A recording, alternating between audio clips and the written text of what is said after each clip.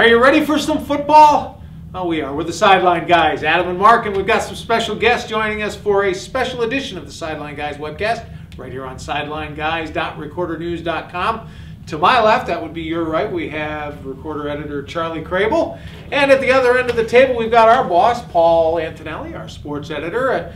Good to actually have some guests, a little cramped around here, but lots to talk about today. Obviously, we're just a couple of days away from the Super Bowl down in Arlington, Texas.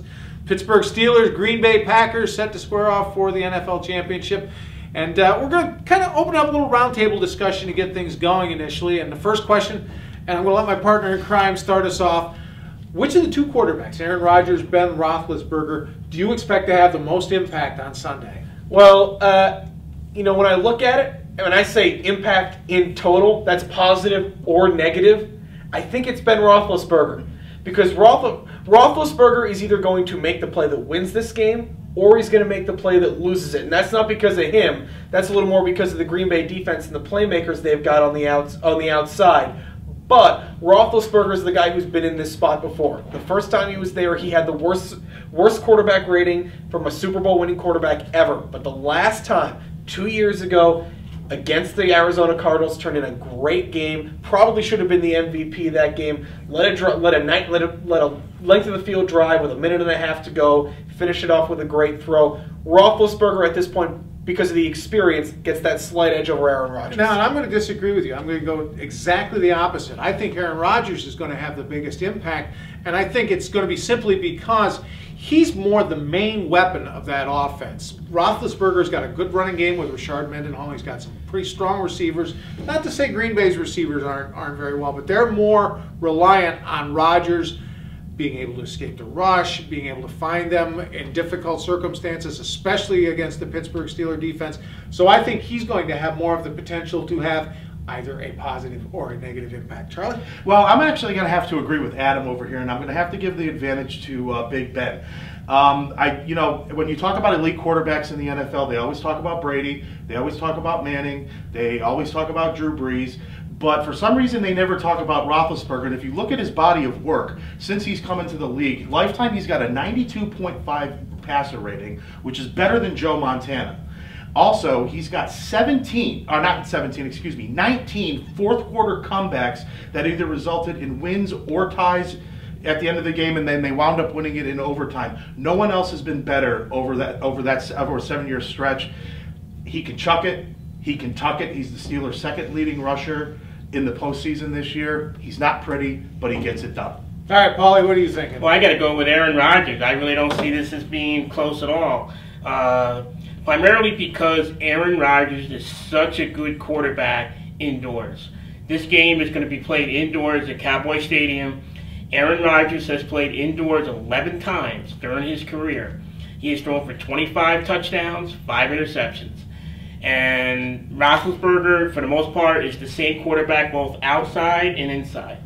I just see Aaron Rodgers, I just really see that to be a glaring statistic that I really believe that puts Green Bay over Pittsburgh. I like that statistic. I think there's one thing that you have to recognize with that number. Several of those games were against the Detroit Lions. Right, but also several of those games were at Lambeau Field, which is outdoors. And Lambeau Field, of course, is outdoors, and for some reason, Rodgers plays better on the road indoors than he does even on his home field at Lambeau Field. Okay, let's get to the second question. Which player, unit, whatever you want, do you think is going to be the deciding factor on Sunday? And I'll get you go with that again. The deciding factor in this game is the back 7 of the Green Bay Packers. Back 8, really, because they play a 3-4. Right. Clay Matthews, Tramon Williams, Charles Woodson, Sam Shields. These guys are playing on a different level in the playoffs. Tramon Williams specifically, and Clay Matthews all season long, and really since he's come into the NFL. But I just really like the way the back end of this Green Bay defense is playing. They took some good quarterbacks, and they made them look very, very average. Knocked Jay Cutler out of the NFC Championship game, made Matt Ryan look really bad, and the guy who's really doing that is Tramon Williams. Now, for me, I'm going to stay on the Packers side of the ball as well, but I'm going to go on the offensive side. And I really think, and I'm afraid it's probably going to be more of a negative deciding factor, but I think James Stark is going to be a big factor in this game. He is and has been throughout the playoffs the entire Packer running game. And quite frankly, how Aaron Rodgers does in this game, I think, is going to rely very heavily on how well Starks runs the ball. If he can have another game, even one approaching the Chicago game, not even as good as the first round game, is enough to keep the pressure off Rodgers so that he can make some plays downfield against that back 7, back 8. Well, I should say the Steelers back 7, back 8. The problem is I don't think that that's going to happen. I think the Steeler defense up front is going to be enough to stop him early.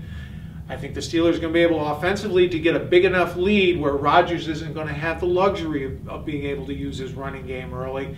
So therefore, that's why I think it's going to be more of a negative impact. I'm going to continue on that running game factor as well as being, for me, as being the deciding factor in this game. If you look at the statistics again, and I like to look at the numbers, Pittsburgh this year only allowed 62.8 rushing yards a game. And the Packers are allowing almost 115 rushing yards a game. Now, don't get me wrong. Stark has been great this postseason. He's been leading the postseason with 263 yards. But the Steelers' Rashard Mendenhall is third with 167 yards. He's also put it in the end zone 3 times. Starks has gotten there 1. I think it's going to come down to the running game. Both defenses have got playmakers in their backfield, in their linebacking core. I mean, you've got Clay Matthews for Green Bay, Harrison for Pittsburgh, Woodson for Green Bay, Polamalu for Pittsburgh. They almost cancel each other out, but I think Pittsburgh's going to be able to make Green Bay be a one-dimensional team. And to the last man in. Yeah, I really believe the difference in this game is going to come down to the Green Bay secondary. I mean, they are playing extremely well. I was so impressed with Shines last week. And I know he's a rookie. And of course, Williams is he's a Pro Bowl type player. I really believe that that's going to be the difference of the game. Roethlisberger is going to have a difficult time getting the ball downfield. That's going to it's going to make Mendenhall come up with some big runs. I really don't see this being a close game. I really do see Green Bay, winning big. I really don't see much of a matchup. I think the two things you got to look at in terms of interesting matchups in this game are the utter disaster at points that can be the Pittsburgh Steelers offensive line, especially if Marquise Pouncey is not at 100%, which it doesn't look like he's going to be.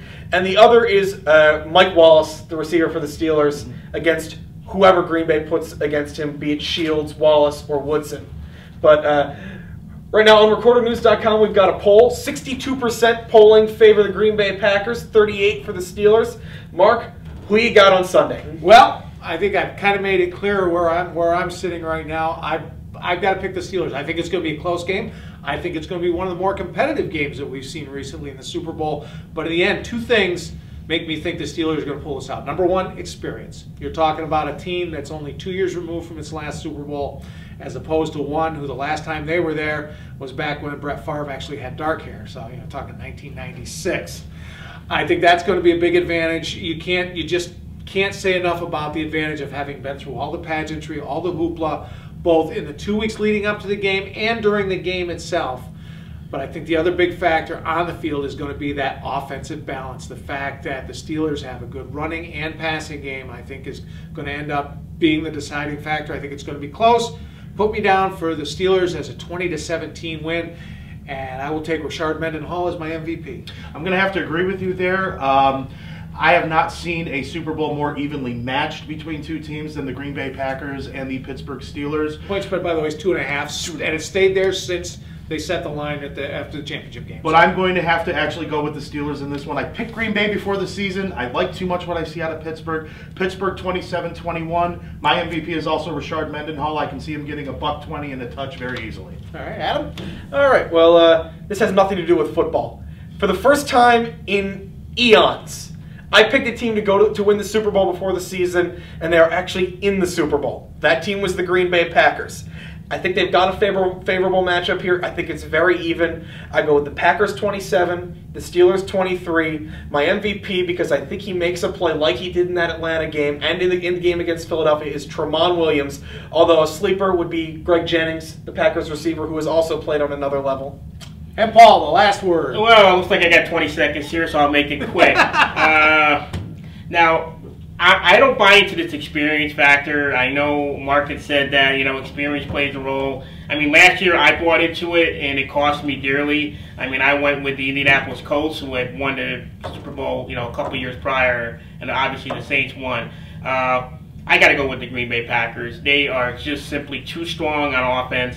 Like I said earlier about Aaron Rodgers, he's just such a dominating quarterback indoors, and they are just clicking. And I really don't see this being much of a game. I'm going to predict the score, roughly 31-21 in that area. Obviously, the Packers are going to beat the points, but like I said, I don't see this being much of a game.